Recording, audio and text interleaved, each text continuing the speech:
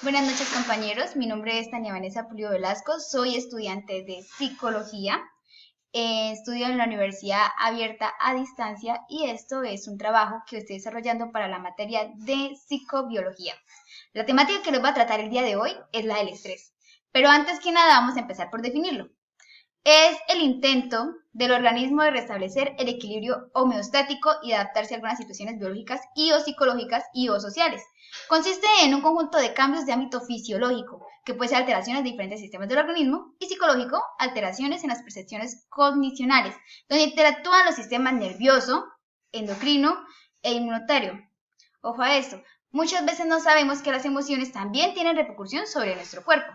Pues obviamente porque para ellas necesitamos el uso de neurotransmisores y también de distintas hormonas que nos colaboran para en este caso, el sistema de alerta. Entonces, al estrés, ¿qué respuesta tiene nuestro cuerpo? Pues bueno, no todo es positivo. En realidad muchas cosas son negativas. Casi la totalidad de los sistemas fisiológicos tienen repercusiones. Ante un estímulo estresante se genera todo un conjunto de cambios orgánicos con un patrón muy general de respuesta. Dependiendo del tipo de estrés y de la duración y la frecuencia del estímulo, así como la naturaleza, producirá unas respuestas del cuerpo a corto plazo o largo plazo, con el fin de adecuar el medio interno del individuo a las demandas del medio externo.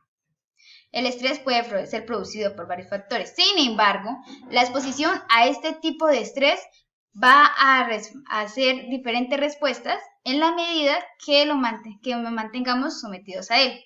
Entonces, ¿qué hace este dentro de nuestro cuerpo? Tengo aquí dos pequeñitas respuestas. Provoca el aumento del riesgo sanguíneo en los órganos que necesitan responder con rapidez ante la situación estresante.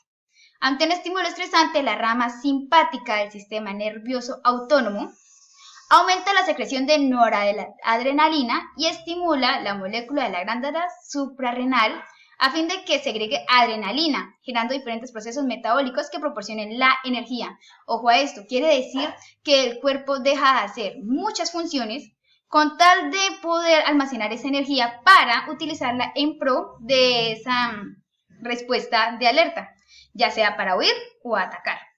Si el estrés se mantiene durante un tiempo prolongado, el sistema simpático mantiene una actividad elevada y puede desencadenar varias patologías metabólicas y fisiológicas. Más adelante les voy a explicar. En otra respuesta tengo acá, respuesta al estrés, los glucortocoides refuerzan las acciones del sistema nervioso simpático sobre el sistema circulatorio y contribuyen a mantener los niveles de glucosa en la sangre. Asimismo, facilitan la disponibilidad de grasas como fuente de energía. Seguramente han escuchado alguna vez mencionar que hay personas que por el estrés las adelgaza o las engorda. Pues básicamente es porque hace que todo que la persona haya consumido, si la persona recién consumió algo y tiene un proceso de estrés, pues esa comida precisamente no se va a transformar en proteínas, sino va a pasar directamente a ser grasa para poder ser quemada en pro de esa respuesta. Por otro lado, si la persona no ha comido, pues obviamente va a empezar a quemar las grasas, esas reservas que tiene en el cuerpo, para poder salir huyendo. Bueno, en este momento no es pues que el cerebro piensa eso. Afectaciones específicas sobre los órganos. Bueno, entonces aquí les voy a comentar, vamos a empezar con algo muy interesante sobre el sistema inmunológico, cómo actúa ante el estrés. Pues sé que muchas personas no saben esto, pero ante el estrés se inhibe la producción de anticuerpos, lo que facilita las infecciones. El estrés otorga facilidad a los tumores para acceder y disponer de la glucosa, por esto pueden crecer más rápido. De nada sirve que una persona que tenga tumores no consuma azúcar si está expuesta al estrés, porque cada cosa que vaya a comer se va a convertir en glucosa y eso le va a ayudar, va a ser alimento para los tumores. También tenemos acá que además de esto las células encargadas de evitar la extensión de los tumores pues no van a poder circular por el riego sanguíneo. Eso también colabora mucho a que los tumores pues se sigan propagando. Tenemos aquí el estrés y el crecimiento. Más adelante les voy a hablar de un experimento que se hizo acerca de esto. Bajo el estrés a largo plazo se inhibía la secreción de GH, ya que es un gasto energético del cuerpo y pues su función principal pues es el crecimiento. Además de eso, irrumpe con el tráfico de calcio haciendo que pues a largo plazo se corre el riesgo de sufrir osteoporosis o atrofia ósea. Pues vea que esta secreción de GH es la encargada también de renovar pues el calcio de los huesos o los huesos que pues se van desgastando. Tenemos aquí efectos del estrés sobre las funciones cardiovasculares y renales. Esta sí sé que más de uno lo conoce, pues porque de todas maneras siempre se ha sabido que el estrés siempre tiene una alteración sobre el corazón. Aquí voy a explicar por qué. Produce un desgaste cardíaco y a causa de la respuesta inmediata de la que se habló anteriormente, se aumenta el bombeo de la sangre y para mantener el volumen de esta, envía, ojo a esto, envía la orden a los riñones para que tenga el proceso de eliminación de líquidos por medio de la orina, con fin de obtener agua. Esto quiere decir que es súper delicadísimo, porque entonces esto inhibe también el trabajo de los riñones, lo que quiere decir que aumenta la toxicidad en la sangre, aparte del desgaste del corazón, como si esto no fuera grave. Tenemos aquí, bueno, que hace que los vasos sanguíneos se den por más tiempo, que ciertas arterias generen construcción, por lo tanto la presencia continuamente produce desgaste del corazón, arterias, vasos sanguíneos, incluso la posibilidad de sufrir enfermedades renales. Tenemos aquí el estrés y metabolismo. La glucocorticoides, como ya lo he mencionado, como el cortisol, el glucagón y la adrenalina estimulan la conversión de triglicéridos en ácidos grasas libres. Asimismo, el cortisol ayuda a convertir las proteínas de los músculos inactivas en aminoácidos. Así tanto los aminoácidos como los ácidos grasos llegan al hígado, lugar donde finalmente serán transformados en glucosa por el proceso de glucogénesis. Además, la insulina es inhibida por ser la causante del almacenamiento de los ácidos grasos y los aminoácidos. Esto es lo que les expliqué anteriormente. Tenemos también el estrés y el sistema digestivo. Tenemos acá efectos puntuales sobre el sistema digestivo. Inhibe el sistema parasimpático, el responsable de la digestión, claramente. Entonces disminuye el flujo sanguíneo, ya te dije que aumentaba el riesgo sanguíneo, pero precisamente hacia los músculos, lo que hace que el flujo sanguíneo que va hacia el estómago se disminuya, dificultando el paso del oxígeno a otras partes del cuerpo. Se sobreproduce ácido clorhídrico en el sistema gastrointestinal, por eso produce también la famosa gastritis o úlceras en casos más graves. Se inhibe la secreción de las posglandinas encargadas de la cicatrización de las úlceras o lesiones y estimula el flujo sanguíneo. Y las que estimulan el flujo sanguíneo. Qué pena, aquí me equivoqué. Esto quiere decir que también evita la cicatrización de aquellas heridas que ya están. Eso es lo que hace que pues empeore la gastritis y pues por supuesto pase a ser una úlcera. Estrés y reproducción. Pues tenemos en la respuesta masculina que el estrés perjudica el sistema parasimpático, con eso también el riego sanguíneo que inhibe la erección en el hombre. Y en la mujer es un poquito más grave porque pues inhibe aspectos del sistema reproductor tales como la inhibición de la sensibilidad de las gónadas a la LH. Con esto impide el deseo sexual en la mujer y por otro lado el proceso de calcificación que va alterando a causa de la inhibición de los estrógenos. Recordemos que los estrógenos son precisamente los encargados de la calcificación en la mujer. Y finalmente, de nada sirve esto si no hablo precisamente qué tiene que ver esto, las bases con la psicobiología. Tengo aquí algunos síntomas de que una persona esté sufriendo, las síntomas corporales de que la persona está sufriendo estrés. Tenemos diarrea o estreñimiento, mala memoria, dolores, achaques frecuentes, dolores de cabeza, falta de energía o concentración, problemas sexuales, cuello o mandíbulas rígidos, cansancio, problemas para dormir o dormir demasiado, malestar de estómago, uso de alcohol o drogas para relajarse, o pérdida o aumento de peso, por lo que le explicaba anteriormente. Tenemos aquí las causas para poder detectar cuando una persona tiene un nivel de estrés postraumático. Es cuando ya después es una respuesta más grave a un proceso traumático o algo que en serio le está haciendo daño. Tenemos esfuerzo para evitar pensamientos, sentimientos o conversaciones sobre el suceso traumático, que es la más normal. Esfuerzos para evitar las actividades, lugares o personas que motivan el recuerdo del trauma.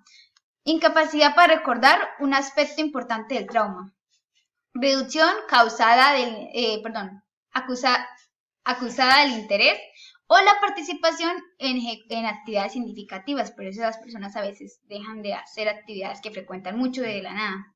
Sensación de desapego o enajenación frente a los demás.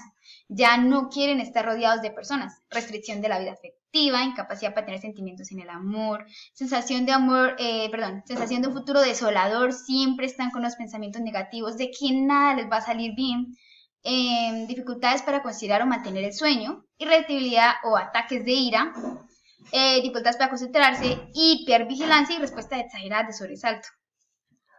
Tenemos aquí las bases biológicas. Tenemos aquí un estudio, pues de este les estaba hablando anteriormente respecto al crecimiento. Pues un estudio en un orfanato alemán puso a manifiesto los importantes efectos del estrés sobre el crecimiento. Con la culminación de la Segunda Guerra Mundial, dos grupos de niños tenían muchos contactos limitándose a resolver las necesidades biológicas. El estudio demostró que los niños de la primera niñera tenían un índice de crecimiento muy superior a los niños de la segunda. Dos grupos de niños divididos, pues tenían diferentes niñeras. Una niñera de ellas era muy dura en el trato y la otra pues era muy afectiva. Efectivamente se vio que los que tenían el contacto con la niñera afectiva pues eran niños que crecieron fuertes, que se les notó el desarrollo, su crecimiento. Y en cambio los otros niños pues se quedó pues digamos así como estancados. Es un mal término pero lo voy a utilizar. Su crecimiento pues fue muy bajo. Tenemos aquí también, bueno, otro, digámoslo así, estudio. Algunos autores sugieren que los mecanismos subyacentes de las recaídas inducidas por el estrés podrían implicar la activación de los circuitos nerviosos del esfuerzo y podrían parecerse más a una reexposición a la droga que a los síntomas asociados a la retirada de la misma. Hoy en día sabemos que el estrés puede activar el sustrato nervioso del esfuerzo, actuando mediante la liberación de glucocorticoides, adrenalina, hormona liberada por la corticotropina. No obstante, la implicación de los circuitos de la corteza prefrontal parecen desempeñar un papel crítico. Tenemos aquí abordajes desde la psicología. Bueno, pues para tratar el estrés hay un ejercicio muy bueno. Bueno, pues ofrece la psicología la atención plena. Ofrece también el autocontrol, la relajación, la meditación. Entonces, aquí la atención plena es una práctica en la que tomamos conciencia de las distintas facetas de nuestra experiencia en el momento presente. Podemos aprender a ser conscientes de cómo nos movemos, cómo nos sentimos, tanto física y emocionalmente. Y cómo respondemos, pues reaccionamos a cada momento de la vida. Esta cualidad de conciencia es la base de toda la vida creativa y nos permite ser honestos, pragmáticos, despiertos, valientes y vivir con un sentido profundo de iniciativa. Pues es bastante interesante porque pues es precisamente eso, tener atención, dedicarnos un momento para nosotros, meditar y sentir cada parte de nuestro cuerpo. Y con eso, mediante eso, ayudar a ir solucionando esas pequeñas molestias que causan nuestro estrés. Muchas veces es porque estamos en un sitio en el que no queremos estar o simplemente estamos pasando por un proceso adaptativo. Esperemos que sean momentos en los que pronto nos mejoremos. Conclusiones. Pues bueno, principalmente la primera conclusión que tenemos respecto al tema es que precisamente las emociones tienen repercusiones en el cuerpo humano. Por eso tenemos que aprender a escucharnos, a ponernos atención. Por otro lado, señores, si vamos a tener pensamientos negativos, tenemos que pensar también en que nosotros somos muy valiosos. Entonces, en serio, a toda costa, tenemos que buscar ayuda en momentos así. No quedarnos con que de pronto piensen que somos quejumbrosos o algo así. Hay que aprender a escuchar el cuerpo, porque cosas como esas nos pueden estar indicando que hay cosas que están saliendo muy mal. Muchas gracias.